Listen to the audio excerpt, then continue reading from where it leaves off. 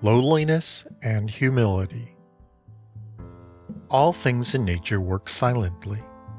They come into being and possess nothing. They fulfill their functions and make no claim.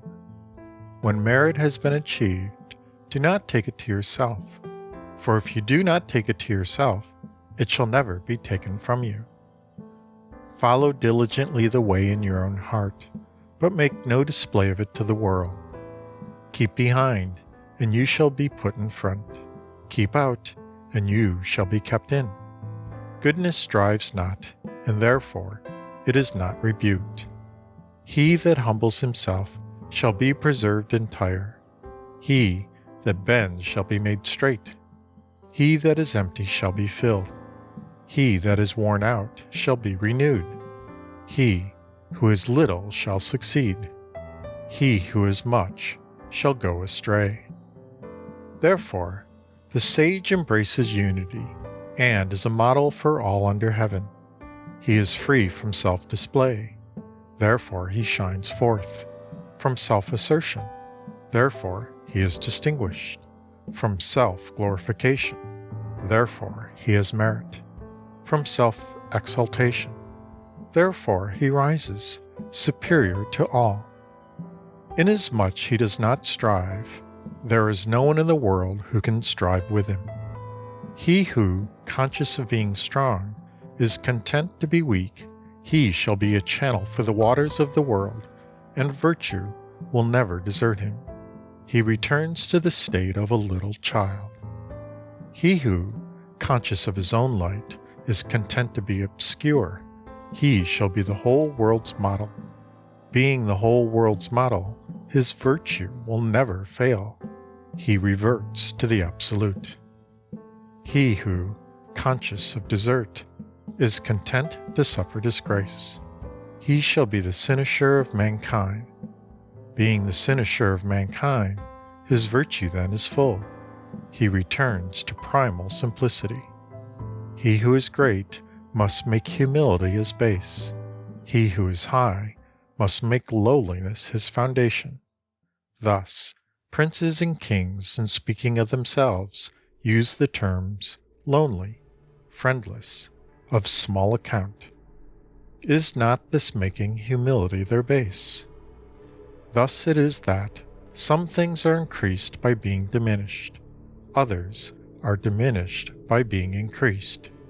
What others have taught, I also teach. The violent come to untimely ends. I will make this the root of my teaching. What makes a kingdom great is its being like a downflowing river, the central point towards which all the smaller streams under heaven converge, or like the female throughout the world, who, by quiescence, always overcomes the male, and quiescence is a form of humility. Therefore, if a great kingdom humbles itself before a small kingdom, it shall make the small kingdom its prize. And if a small kingdom humbles itself before a great kingdom, it shall win over that great kingdom. Thus the one humbles itself in order to attain, the other attains because it is humble. If the great kingdom has no further desire than to bring men together and to nourish them, the small kingdom will have no further desire than to enter the service of the other. But in order that both may have their desire, the great one must learn humility. The reason why rivers and seas are able to be lords over 100 mountain streams is that they know how to keep below them. That is why they are able to reign over all the mountain streams. Therefore the sage, wishing to be above the people, must by his words put himself below them. Wishing to be before the people, he must put himself behind them. In this way, though he has his place above them, the people do not feel his weight. Though he has his place before them, they do not feel it as an injury. Therefore, all mankind delight to exalt him, and weary of him not. The sage expects no recognition for what he does. He achieves merit, but does not take it to himself. He does not wish to display his worth. I have 3 precious things which I hold fast and prize. The first is gentleness, the second is frugality, the third is humility, which keeps me from putting myself before others. Be gentle, and you can be bold. Be frugal, and you can be liberal.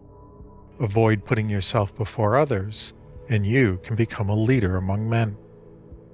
But in the present day, men cast off gentleness, and are all for being bold. They spurn frugality, and retain only extravagance. They discard humility, and aim only at being first. Therefore, they shall surely perish.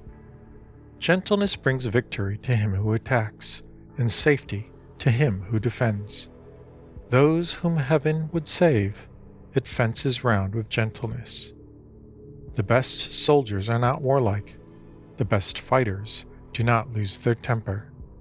The greatest conquerors are those who overcome their enemies without strife. The greatest directors of men are those who yield place to others.